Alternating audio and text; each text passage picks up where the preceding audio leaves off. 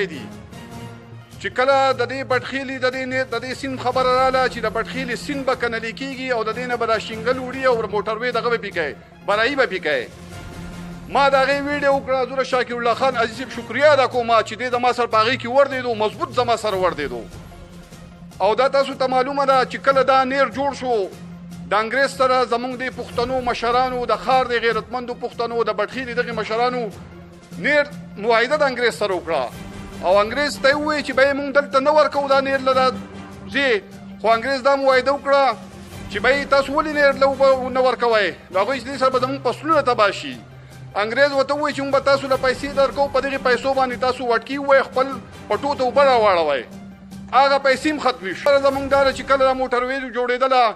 د دې د الړن دغه خلک راپاڅېدله چې زمونږ ځمکې تباه شوې او دې حکومت ته هغو سره وعدې وکړې خو د هغه په 1000 روپۍ پوټ چې و نو هغو له 50 روپۍ او 100 روپۍ پوټ ولګوو. د هغو سره هم ناروا وشوه. اوس زمونږ د سیند مسله ده. زمونږ چې کله د پټخیلي د نیر چې کله پاخه شوه نو د پټخیلي کلي کې چې دی کویان ښکته وغورځېدل اوبه وچې شوې. اوس که فرض که زمونږ نه دا سیند وکني او د دې نه دا شینګل او دا سنګینې چوت کړي نو به دا پټي چې دی دا به غرق شي.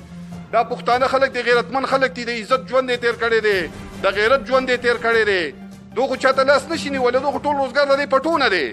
نو باید دا جرګه هم دې لپاره راغونډه شوې ده. شاکر الله جي صاحب به خبرې کوي نور مشران به خبرې کوي. که موږ په اتفاق کې نه شو نو دغه ال چې کوم دا لړن والا دی چې جاړې به یې چا ورېس ورنکړه دا ال به بیا زمونږ وي. مشران به خبرې کوي خو باید دا چې دا خبرې په غور سره واورئ. که دا سیند په بټخیله کې ښکته شو د ښار ځمکې هم تباه شوې د ښار ځمکو له ګوټو به هم نه راځي ګوټو. نو مهرباني وکړئ دا مشران به خبرې کوي او دوی چې کومه فیصله وکړه مونږ به ټول چې دی نو د دو سره اوږه په اوږه باندې وردېږو او د یو بل نه به شاته کېږو نه. ډېره مننه. اوس محبت خان له دعوت ورکوم چې راشي او د خپلو خیالاتو اظهار وکړي. محبت خان زما عزتمندو مشرانو د ټولو نه غټه خبره دا ده چې زه په دې خبره باندې خوشحاله شوم د کم په اتفاق سره چې نن په یو اواز سره حاجي صاحب په برکت سره تاسو دلته کې دې ځای ته راغلی. زه ستاسو ډېره زیاته شکریه ادا کوم. اوس خبره زمونږ د سیند ده. زمونږ په سیند باندې دا خبره ده که زمونږ فرض که دا چا چې ټنډرې کړي دی که هغه ډي سي دی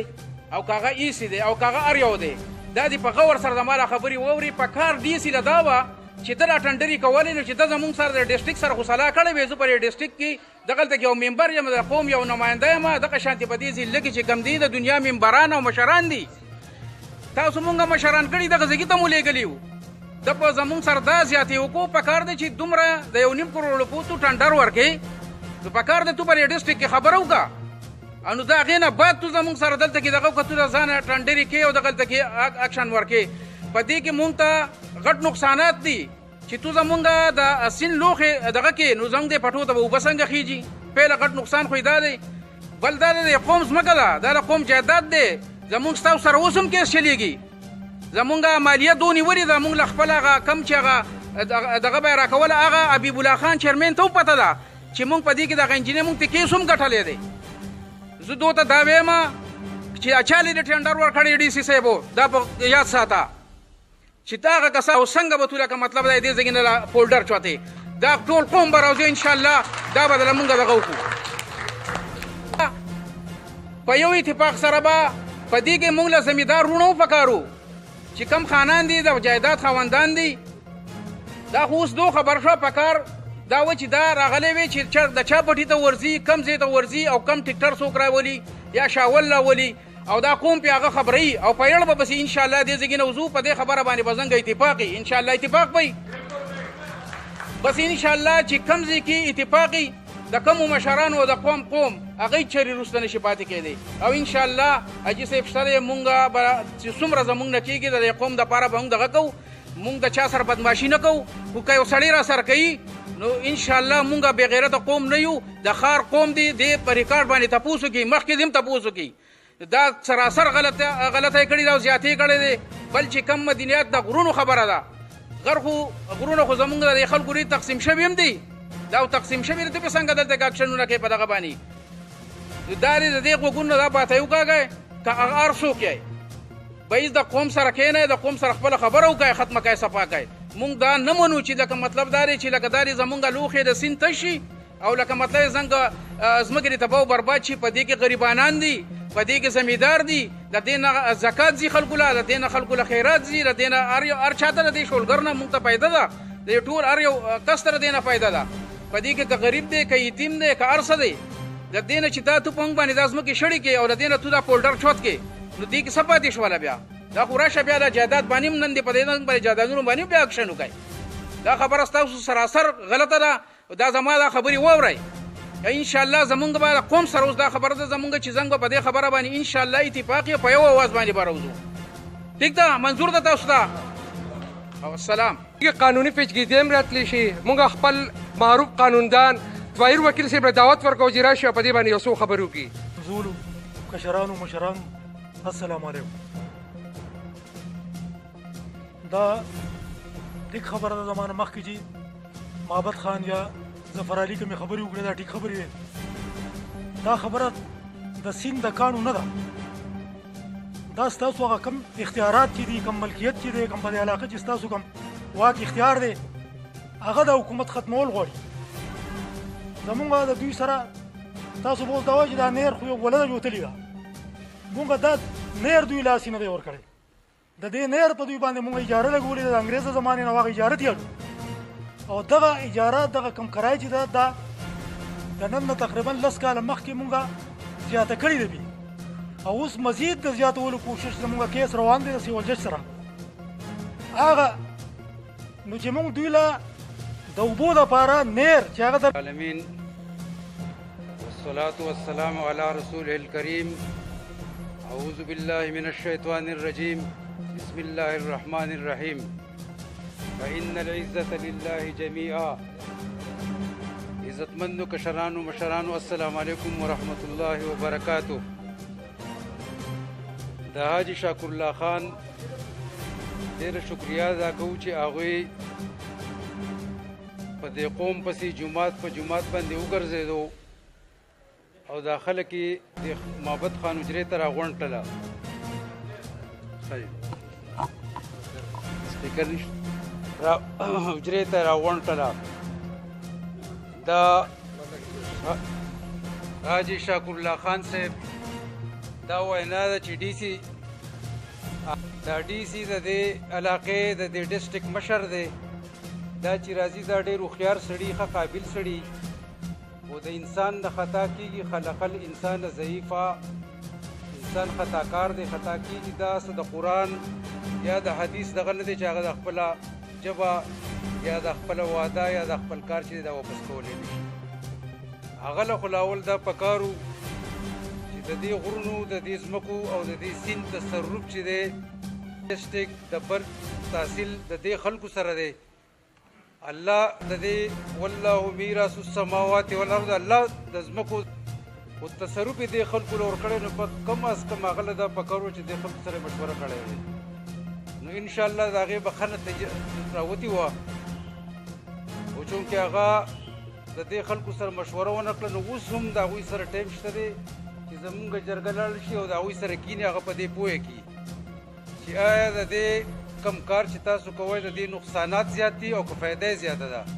که د دې قوم دپاره د دې نقصانات زیات دي نو پکار ده چې دا خبره دوی واپس واخلي او که نه فایده زیاته وي نو موږ ته د هغه فایده دې وښیي بیا انشاءالله العزیز موږ به د دوی سره اوږه په اوږه ولاړ یو د دغه ډي سي او صاحب سره به موږ کینو د هغه سره به جرګه کوو خو دا کومه جرګه چې راغلې ده مونږ چې کوم راغلي انشاءالله موږ د شاکر الله خان حاجي صاحب سره د قوم په مفادو کې د قوم د ښار د قوم یا د دې علاقې د مفادو دپاره به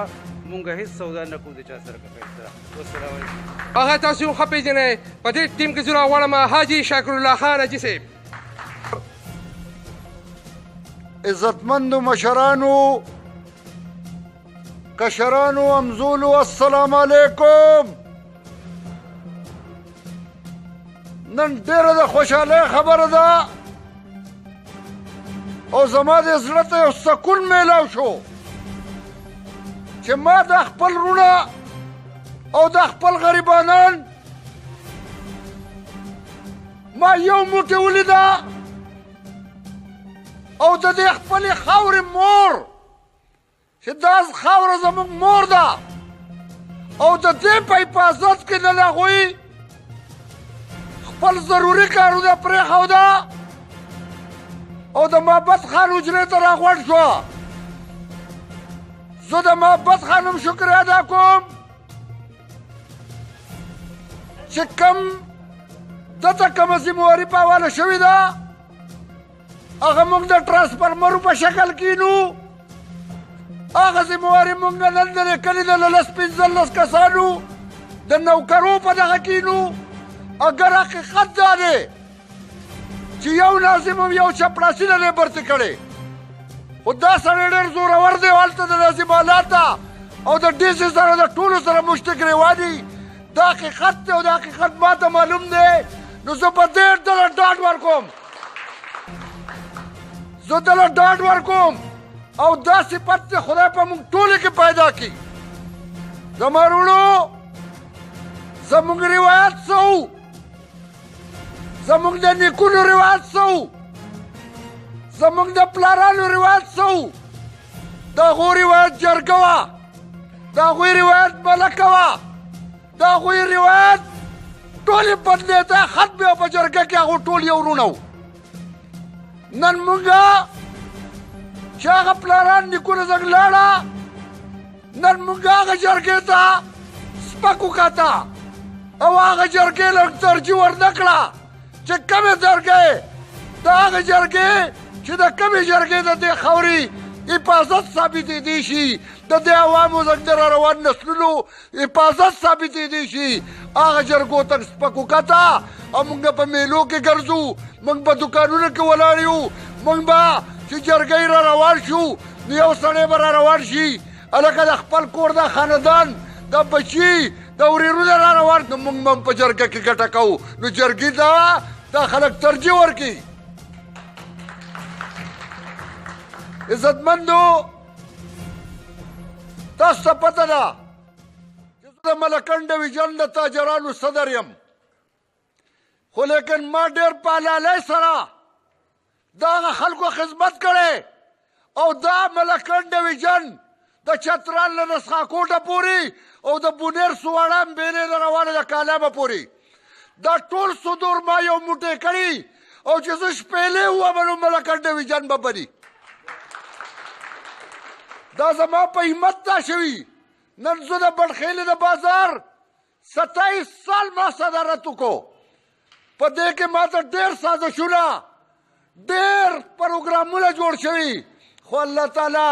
په هغې کې زه سرخړو کړی یم او هغه د بډخیلې غیرتي تاجرانو په ما اعتماد کړی او هغو ما ته همیش دپاره عزت را کړی ووټې را کړی. زما وروڼو تاسو ته پته ده چې د ملکنډ ډویژن قومونه مړه شوي دي هغو د پلار د که جرګې پرېښې. ما چې سوچ وکړو چې په دې قومونو کې دا یو تاجر طبقه ده چې د هغوی اتفاق ته اتحاد دی او هغه اتفاق اتحاد په ډېر محنت سره ما د هغوی په زړونو کې اچولی دی او هغو ته چې زه یو شپېلې ووایم چې ظلم دی. موږ د حکومت هېڅ قسم ټکسونو مکسونو ته تیار دی ولله رب العالمین. زه بیا ستاسو شکریه ادا کوم بیا راته سلام پېښ کوم او زموږ له پکار دي چې پېشمامان پولیس نه منو پولیس نه منو پولیس نه منو پولیس نه منو پولیس نه منو حاجی شاکر الله خان زنده باد حاجی ظفر علي خان زنده باد